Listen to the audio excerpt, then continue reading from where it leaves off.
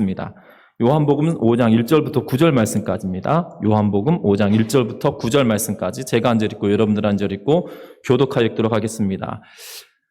신약성경 149면에 있습니다. 신약성경 149면에 요한복음 5장 1절부터 9절 말씀까지 우리 한 절씩 교독하여 읽도록 하겠습니다.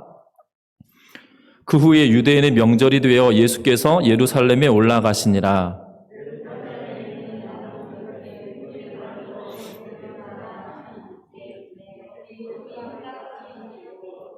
그 안에 많은 병자, 맹인, 다리 저는 사람, 혈기 마른 사람들이 누워 물의 움직임을 기다리니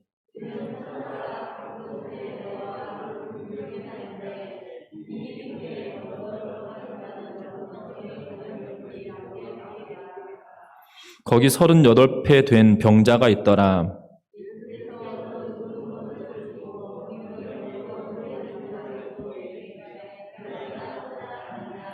병자가 대답하되 주여 물이 움직일 때에 나를 못에 넣어 주는 사람이 없어 내가 가는 동안에 다른 사람이 먼저 내려가나이다.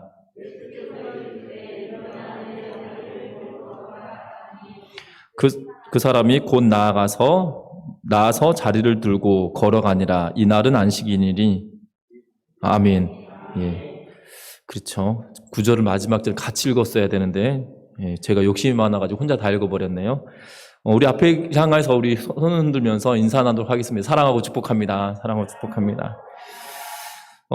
많은 사람들이 기적을 바라고 살아가는 그러한 시대인 것 같습니다.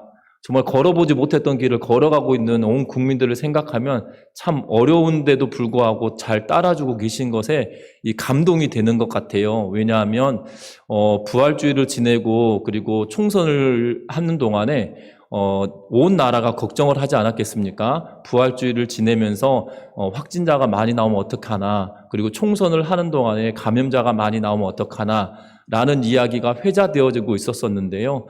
그래도 오늘이 지나면 부활주의를 지낸 게 두 주가 지나가니까 14일 자가격리하고 이런 내용들 따져보면 그래도 참 감사하게 지나가고 있다는 생각이 들어집니다. 그래서인지 기적을 더 바라고 있는 때인 것 같습니다. 또 백신과 치료제 개발이 더디고 또한 어렵다라고 이야기를 하면서 백신이 어렵다라고 이야기하면서 염려가 되어지고 걱정이 되고 또 올 겨울이면 2차 감염이 시작될 거다라고 이야기하면서 두 번째 유행이 될 거다라고 하는 방송이나 이 의료진들 그리고 감염 관련된 의사 선생님들의 이야기를 들어보면 암담해 보일 때가 참 많은 시대인 것 같습니다.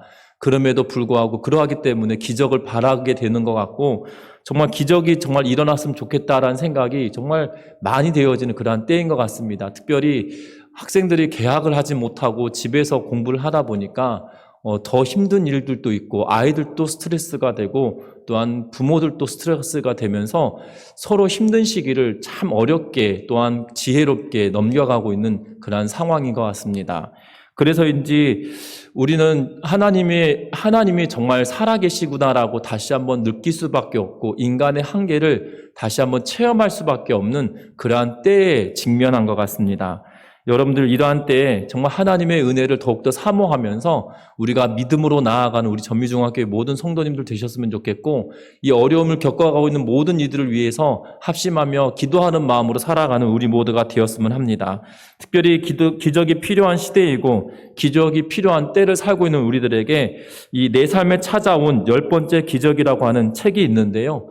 그 책에서 저자가 이렇게 서문을 시작하고 있습니다. 내 삶의 자리에 기적이 찾아왔습니다. 라고 이야기하면서 그의 삶에 기적이 찾아왔다라고 이야기하면서 내가 경험한 기적에 관한 이야기를 10가지를 설명하고 있는데요. 그렇다고 해서 이 저자가 말하고 있는 이 10가지의 기적은 이 본인이 살아오는 동안에 인생의 여정에서 닥쳤던 어려움들을 말하고 있는 것이 아니라 그가 경험하였던 기적을 이야기하면서 무엇을 이야기하고 있냐면 요한복음을 선택하면서 이야기하고 있는 것을 보게 됩니다. 요한복음에서는 여러 가지 기적이 기록되어져 있는데 그 가운데 기적의 사건을 요한은 7가지로 이야기하고 있습니다.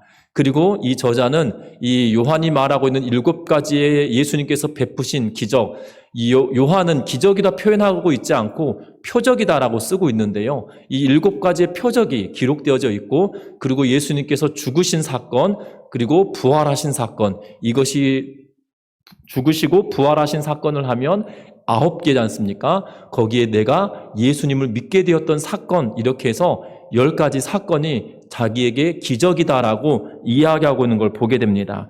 그러면서 기적은 역사적인 사실이고, 그리고 우리에게 하나님이 허락하시면 언제든지 일어날 수 있는 일이다라고 이야기하고 있으며, 오늘날 사는 우리들에게 전하는 메시지다라고 말하면서 이 책을 써가고 있는데요.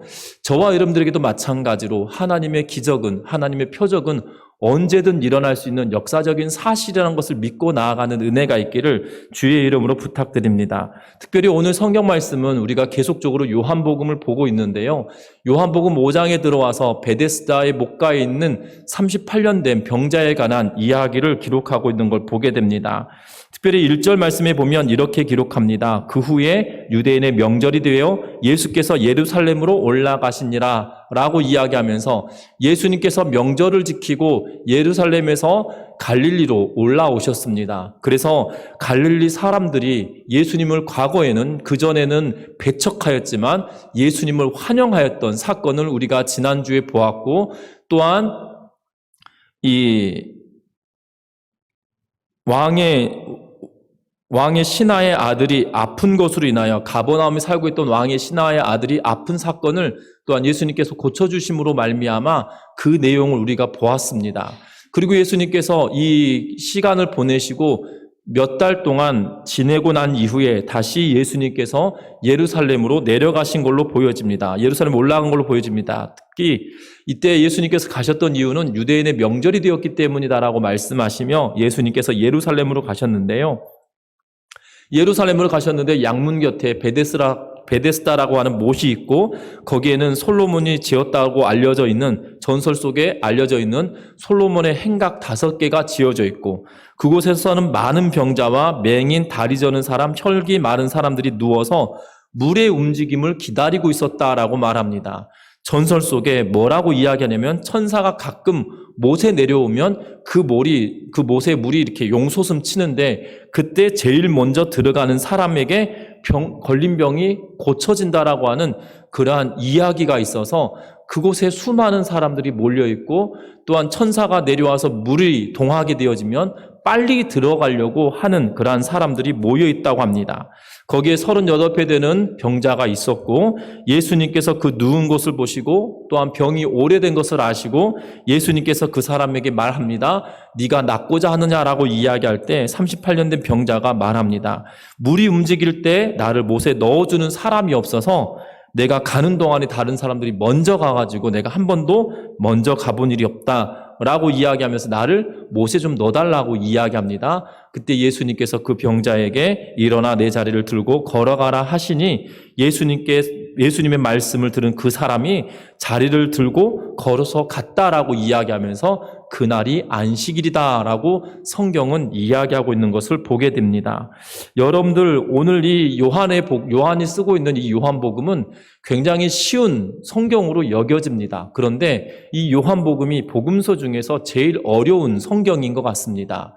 왜냐하면 요한은 이 행간에 그가 쓰고자 원하는 말들이 너무나 많이 들어있기 때문이에요.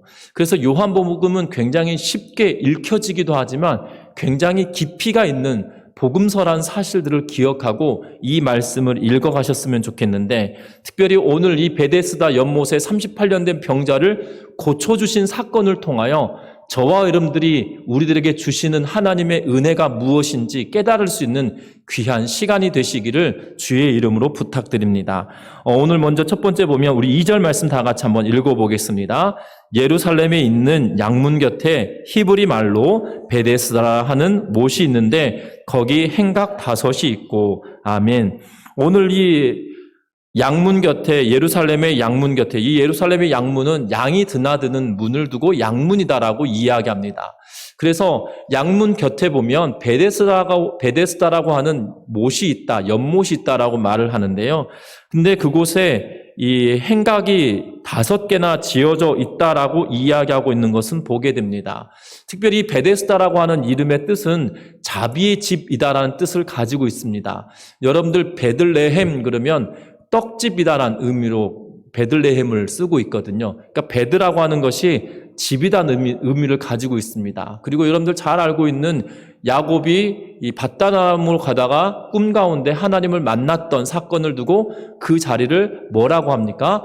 베델이라고 이야기하잖아요. 거기서 베자도 이 집이란 뜻이고 엘은 하나님을 나타내는 단어이거든요. 그래서 하나님의 집이라는 의미로 가지고 있는데 여기도 마찬가지로 베데스다라고 할 때 벳과 디귿이 붙여서 이 집을 나타내고 스다라고 하는 이 에스다라고 표현되어지는 말은 이 헤세드라고 하는 단어에서 나온 자비 그리고 하나님의 구원 이러한 의미로 되어져 있는 곳입니다. 쉽게 말하면 이 베데스다는 자비의 집이다라고 말할 수 있고요. 자비가 풍성한 집을 우리는 뭐라고 이야기합니까? 하나님의 집이라는 의미로 사용되어지기도 합니다. 왜냐하면 자비와 은혜와 그리고 하나님의 긍휼하심이 충만한 곳이 바로 하나님의 집이기 때문입니다. 어찌 보면 이 예루살렘의 양문 곁에 있는 이 베데스다에 솔로몬의 행각을 지어놓고 그곳에 수많은 병자들이 나와 있는 것으로 보여집니다. 특별히 그들의 이유가 무엇입니까? 이 자비의 집에 와서 하나님의 자비를 경험하고 하나님께서 베푸신 은혜를 체험하고 하나님의 구원의 능력을 경험하고 싶어하는 이들이 모여 있는 곳, 그곳이 바로 이 솔로몬의 행각이었고 베데스다였다는 사실입니다. 그런데 그곳에 누가 찾아오셨습니까? 예수님께서 찾아오셨다는 사실입니다. 자비의 집이라 불려지는 하나님의 집처럼 여겨지는 그곳에 하나님이신 그분이 친히 그곳에 오셨다라고 말씀하며 친히 그곳에 오셨는데 어떠한 일이 벌어집니까? 38년 된 병자가 고침받았다라고 성경은 이야기하고 있는 것을 보게 됩니다. 솔로몬 행각에 수많은 사람들이 있었습니다. 3절에 보면 그 안에 많은 병자, 맹인, 다리 저는 사람, 혈기 마른 사람이 누워 있었다라고 이야기하고 있기에 수많은 사람들이 하나님의 자비를 구하고 하나님의 구원하심을 구하고 하나님의 돌보심의 손길을 구하며 찾아와 있는 그들에게 예수님께서 친히 오셔서 그들과 함께하여 주고 계시다는 사실을 우리는 주목해야 된다는 것입니다. 중요한 것은 오늘 이 요한복음의 말씀을 보면 요한복음 1장부터 시작하여서 예수님이 어떠한 분이신지 요한은 설명하였습니다. 예수님은 곧 하나님이다라고 요한은 말하였고 그 하나님을 만났던 사람들에 대한 내용을 기록합니다. 1절 후반으로 가보면 예수님이 누구를 만나게 됩니까? 나다나엘이라고 하는 사람을 만나게 되어집니다. 이 나다나엘이라고 하는 사람은 나다나엘은 처음으로 예수님을 만난 사람임에도 불구하고 예수님은 나다나엘이 어떠한 일을 행하였던 사람인지 알며 예루살렘에 너만한 사람이 없다라고 칭찬하였던 사건을 우리는 보게 됩니다. 뿐만 아닙니다. 니고데모를 3장에서 만나 주셨습니다. 니고데모는 정말 이 정상에 있는 정말 이 상위 몇 프로밖에 되지 않은 사람이라고 여겨지는 사람임에도 불구하고 갈급한 심령이 그에게 있었기에 너가 구원 거듭남을 알고자 하느냐라고 이야기하면서 말하고 있는 것을 보게 됩니다. 수가성 여인에게도 예수님께서 친히 찾아가셔서 예수님께서 그 여인을 만나주시고 그 여인에게 말씀을 가르치시며 그 여인으로 말미암아 사마리아 성에 예수를 믿는 사람들이 충만하게 되어졌다는 사건들을 우리에게 기록하고 있는 것을 보게 되어져요. 여러분들 잘 아셔야 되는 것은 예수님께서 다 친히 찾아가시고 니고데모는 찾아온 그를 만나주셨다라고 말씀하고 있는 것을 보게 됩니다. 오늘 이 베데스다에도 마찬가지로 예수님이 하나님이신 그분이 자비의 집, 구원의 은혜를 사모하는 구원의 집이라고 여기는 그곳에 찾아가시사 그곳에 거하고 계시다는 사실이고 예수님이 거하시는 그곳에 하나님의 놀라운 능력의 손길이 임하였음을 성경은 이야기하고 있다는 것을 기억하시기 바랍니다. 저와 여러분들에게도 마찬가지입니다. 저와 여러분들이 사모하는 심령으로 이곳에 모여 있고 예배하는 심령으로 이곳에 모여 있는데 그냥 한순간 왔다 가는 시간이 아니라 예수님의 임재하심을, 성령의 임재하심을 경험하고 하나님의 구원과 또한 돌보심의 손길을 체험하는 그러한 예배의 시간이 되기를 주의 이름으로 부탁드립니다. 특별히 38년 된 병자를 우리는 주목해야 합니다. 왜냐하면 이 38년 된 병자는 이 사람이 너무나도 오랫동안 그곳에 있는 것을 아셨다라고 성경에 이야기합니다. 그래서 6절 말씀에 보면 예수께서 그 누운 것을 보시고 병이 벌써 오랜된 줄 아시고 라고 이야기하면서 많은 사람들이 그곳에 있었지만 예수님은 이 누워있는 이 병자를 보시고 그가 오래되었다는 것도 아셨다라고 성경에 기록하고 있는 것을 보게 됩니다. 하나님의 눈이 우리를 향하여 있다는 사실을 기억하시기 바랍니다. 하나님의 눈이 우리를 보시고 계실 뿐만 아니라 우리들의 모든 것을 이미 아시는 분이시라는 사실을 믿고 나아가는 은혜가 있기를 주의 이름으로 부탁합니다. 니고데모도 그리고 나다나엘도 수가성 여인도 사마리아의 많은 사람도 예수님께서 이미 미리 아시고 그들을 찾으셨으며 그들을 만나주셨다는 거예요. 저와 여러분들도 하나님께서 우리를 보시고 이미 아시고 우리와 함께 하시기를 원하시는 분이시라는 사실을 기억하며 나아가기를 주의 이름으로 축원합니다. 그래서 우리의 이미 연약함을 아시기에 그분께 우리의 모든 것을 내어놓고 간구하며 나아가는 것이에요. 현대를 살아가는 그리스도인들에게 가장 약점이 되는 것이 있다라면 다른 것이 아니라 기도하는 것이 너무나도 연약해져 버렸다는 사실입니다. 왜냐하면 과거에는 우리가 기댈 곳이 하나님밖에 있지 않았던 것 같아요. 과거에는 이 의료보험 제도가 활성화가 되기 이미 모든 일반 국민들에게 열리기 전만 하더라도 이 군인이나 공무원 이분들에게 먼저 열렸었거든요. 70년대 후반 80년대 초에는. 그리고 일반 국민들에게는 이 의료도 굉장히 열려져 있지 않다 보니까 병원에 가면 너무나도 비싸서 다들 병원에 가기를 꺼려했던 경우들이 참으로 많았었습니다. 그러한 때는 정말 각처에 있는 기도원들마다 환자로 넘쳐났었던 것 같아요. 그래서 병 고치기 위하여 기도원으로 올라오고 그러다 보니까 하나님께서 은혜를 베풀어 주셔서 특별히 만나주시는 분들을 참 많이 본 것 같습니다. 지난 사역했던 교회에서도 이 한 은시성을 가진 권사님이 계셨는데요. 저를 참 아껴해 주셨던 권사님이신데 그분이 정말 놀라운 은혜를 경험하셨던 분이에요. 이 암으로 고통받고 있었던 분이신데 기도원 가셔서 기도하시다가 암덩어리가 이렇게 쏟아져 나와가지고 하나님께서 고쳐주신 것을 경험하시고 또한 이 뇌경색으로 인해서 수술하셨는데도 불구하고 회복되는 은혜를 경험하게 해주셔서 이 권사님이 기도할 때마다 이 눈물로 기도하시는 것을 보게 되고 찬송가 나 같은 죄인 살리신 그 은혜 놀라워라는 찬양을 너무나도 좋아하시면서 그 찬양을 부를 때마다 신앙생활 하신 지 그 60년, 70년이 넘어가셨음에도 불구하고 눈물을 흘리시면서 찬양하는 걸 보면 하나님의 은혜가 그분에게 얼마나 놀라운지 경험하게 되어지는 것 같아요. 세상에 기댈 곳이 없어서 가난하였기 때문에 하나님께 기도할 수밖에 없었다라고 하면서 기도하면서 체험을 하였던 그분의 마음, 그분의 이야기를 들어보면 과거에는 그분만 아니라 수많은 분들이 그렇게 기도하면서 어려움의 문제를 헤쳐갔거든요. 현대는 그런데 우리가 해결할 수 있는 능력이 너무나도 많아져서인지는 모르겠으나 기도하는 일이 점점점 줄어드는 것 같아요. 그러나 우리는 기도해야 한다는 사실입니다. 하나님께서는 이미 우리의 나약함도 아시고 연약함도 아시고 우리의 부족한 것도 아세요. 그럼에도 불구하고 하나님께 우리가 나아가지 않으면 아무것도 아니라는 사실입니다. 힘들고 어려울 때마다 이 사람, 특별히 38년 된 병자가 뭐라고 이야기합니까? 네가 낫고자 하느냐라고 말하였을 때 이 사람이 하고 있는 말은 뭐예요? 내가 낫고 싶습니다라고 말하고 있는 것이 아니라 물이 동할 때 나를 넣어줄 사람만 있다라면 내가 좋겠습니다라고 말하며 하소연하고 있거든요.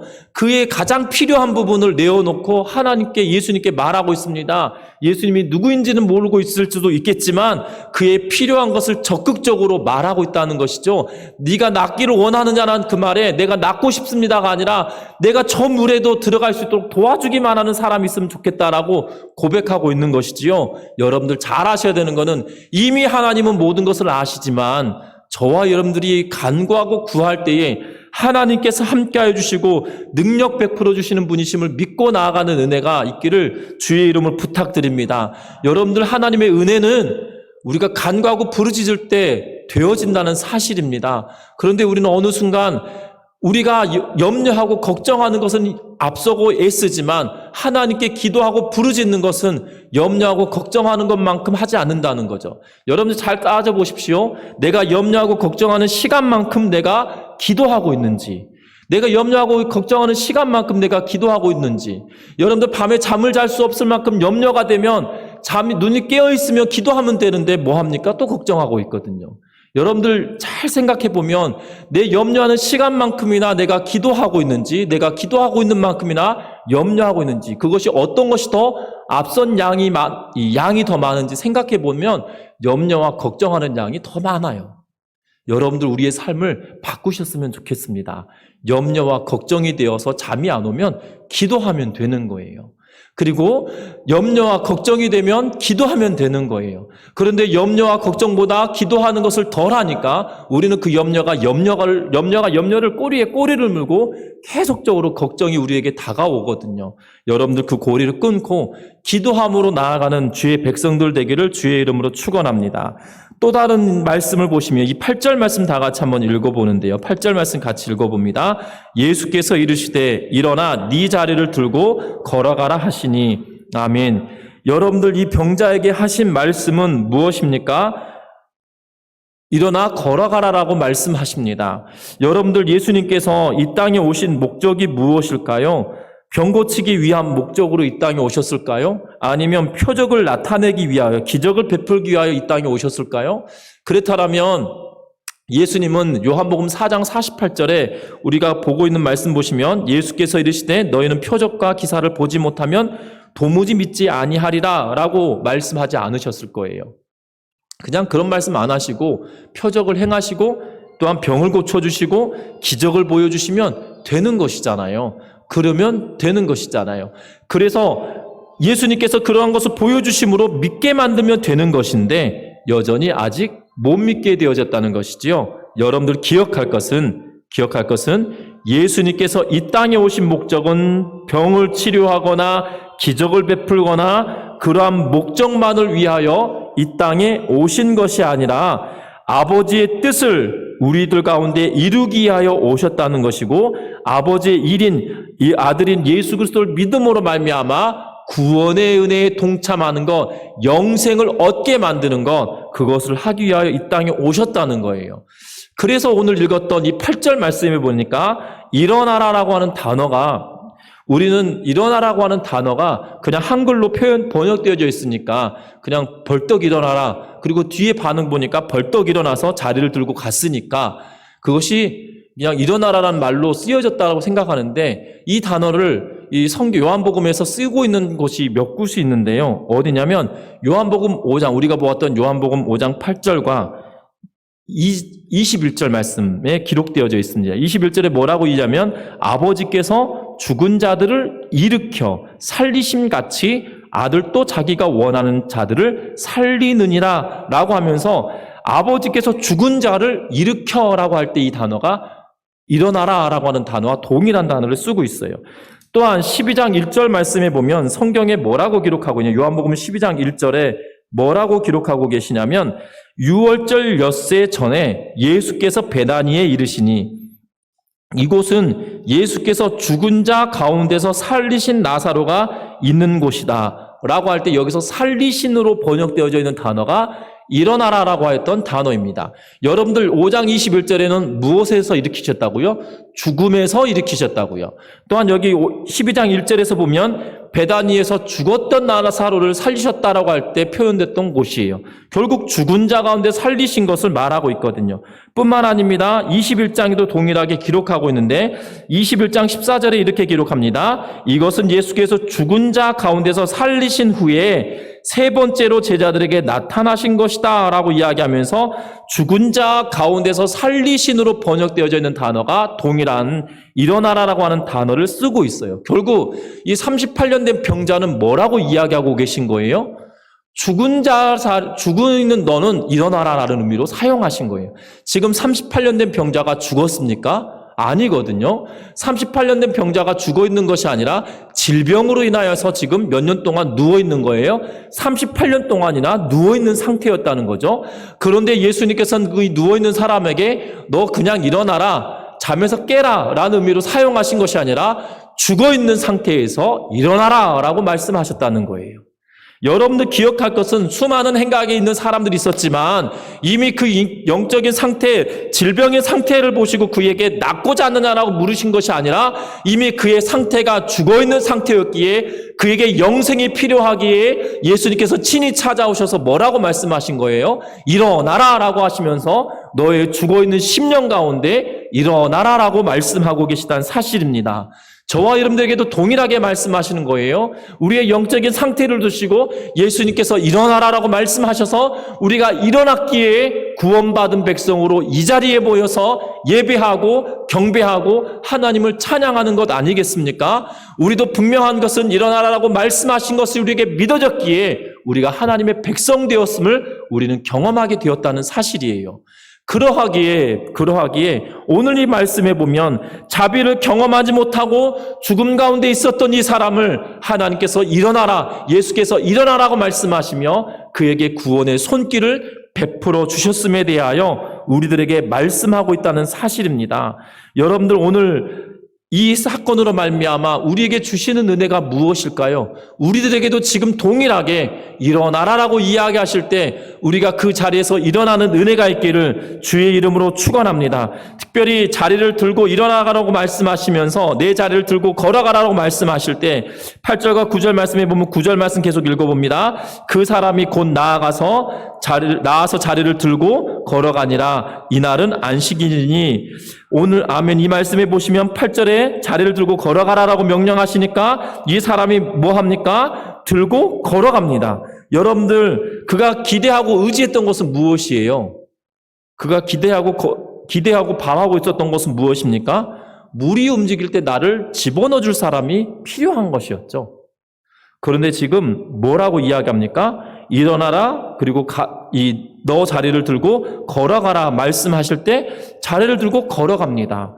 중요한 것은 그가 이전에 의지했던 모든 삶을 지금 청산하고 있는 거예요. 그가 의지하고 있었던 건 무엇이에요? 물이 동할 때 내가 들어가면 살겠다, 내가 낫겠다라고 하는 철저한 믿음 속에 살아갔던 사람이에요. 그런데 지금 예수님께서 말씀하십니다. 네 자리를 들고 걸어가라. 일어나라, 깨어라. 네가 죽음에서 일어나라. 그리고 넌 네 자리를 들고 걸어가라고 명령하시니까 그 사람이 지금까지 살아왔던 38년 동안 추종하였던 모든 삶의 가치를 다 내려놓고 무엇하는 거예요? 예수님의 말씀을 붙들고 가는 거예요. 여러분들 놀랍지 않습니까? 38년 동안 그것을 추종하고 있다면 그것을 벗어나기가 참 힘들어요. 여러분들 그렇지 않을까요? 이 습관이라고 하는 것이 너무나도 무섭거든요. 그리고 내가 몸에 배어있는 것이 너무나도 무서워요. 왜냐하면 이것이 내 몸에 배어있는 대로 행하지 않으면 내가 뭔가 크게 잘못하고 있다는 생각이 들기 때문에 그대로 해야만 하는 것이거든요. 여러분들 잘 아셔야 되는 것은 예수님이 38년 동안 그가 그가 지금 무엇에 갇혀 있습니까? 그가 물이 동하면 들어가는 사람으로 말미암아 구원받는다, 병고침 받는다라고 했던 그 틀에 잡혀있던 그 생각이 깨어지기 시작했다는 거예요. 여러분들 말씀 속에서 역사하시는 하나님의 음성을 들음으로 말미암아 여러분들이 처해 있는 그 상황과 환경에서 벗어나는 은혜가 있기를 주의 이름으로 부탁드립니다. 이 상황과 환경에 붙들고 있으면 예수님께서 하시는 말씀 우리의 귀에 들어오지 않아요. 우리가 38년 된 병자를 잘 보십시오. 38년 동안 매여있던 것에서 다 끊고 일어나고 예수님의 말씀을 의지하여서 움직이고 있잖아요. 돌이키지 않으면, 이전의 삶을 버리지 않으면, 이전의 생각과 상황의 모든 것을 버리지 않으면 아무것도 변화되지 않는다는 사실이에요. 어찌 보면 이 38년 된 병자는 우리의 인생을 대변하고 있는 그런 표상과 같은 존재인 것 같습니다. 우리가 살아오는 동안에 하나님을 의지하며 살고 있다고 하면서도 지금 이 베데스다 연못은 하나님의 은혜를 사모하는 사람들이 모여 있는 거잖아요.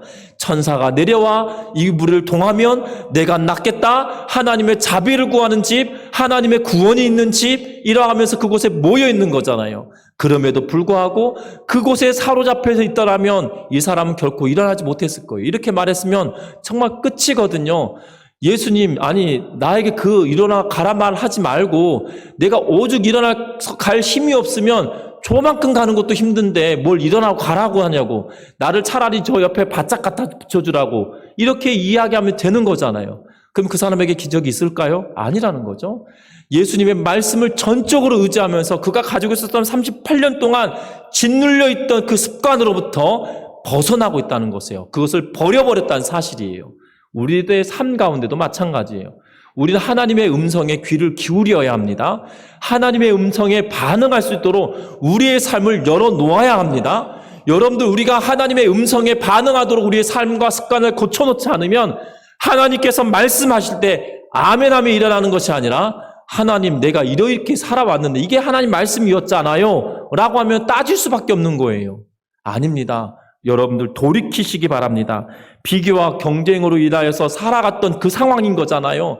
지금 베데스다 못은 하나님의 자비를 구하면서도 비교하고 경쟁해야만 하는 상황이잖아요. 먼저 들어가야 되니까, 제일 먼저 들어간 사람이 병고침을 당하게 되니까 그 한 명만 고침받는다는 생각이 그들에게 지배적이니까, 여러분들 비교하며 경쟁하며 살아가는 그곳에 예수님께서 친히 찾아오셨어도 누구만 고침받은 거예요? 딱 한 명, 38년 된 병자 이 사람만이라는 거예요. 아니, 그곳엔 더 많은 사람도 고침받았을 수도 있겠지만 요한은 이 한 명만 주목하고 있다는 거예요. 우리의 삶도 마찬가지입니다. 우리가 바라고 기대하는 것이 내 고정관념이 되지 아니하도록 주께서 말씀하실 때 아멘 하면서 돌이킬 수 있는 믿음의 성도들 되기를 주의 이름 부탁합니다. 계속적으로 요한복음은 말합니다. 니고데모도 또한 나다나엘도 수가성 여인도 다 비슷한 위치의 사람들이었어요. 어찌 보면 큰 것은 같지만 작은 곳에선 작을 수 있지만 분명한 것은 같은 의미로 하나님의 말씀이 그들 가운데 역사하고 있었던 것을 보게 됩니다. 나다나엘이 기적을 체험하였나요? 아니었습니다. 예수님께서 찾아가시사 내가 너가 누구인지 안다라고 말씀하실 때 그에게 은혜가 있었어요.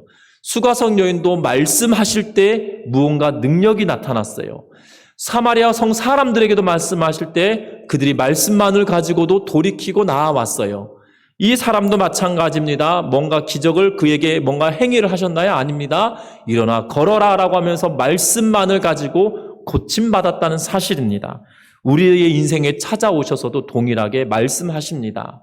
일어나 걸어가라 라고 명령하실 때에 우리가 아멘하며 나아가는 은혜가 있기를 주의 이름으로 부탁드립니다. 말씀을 맺으려고 합니다. 예수님께서는 병들고 아픔 당한 자를 찾아오시는 분이십니다. 우리는 육신의 질병이 병이라고만 생각하시면 안 됩니다. 우리가 살아오는 순간순간의 어려움이 어찌 보면 우리의 마음의 상처이고 우리의 마음의 고통이고 우리의 마음의 질병일 수 있다는 것이지요. 그러한 분들에게 찾아오신 분이 바로 예수님이라는 것입니다. 그리고 찾아오셔서 무엇 하셨습니까? 대화를 하고 계시다는 겁니다. 하나님의 말씀에 귀를 기울이고 우리도 그 대화에 참여함으로 주의 말씀이 우리들의 마음에 들려올 때 아멘하며 돌이키며 나아가는 은혜가 있기를 바랍니다.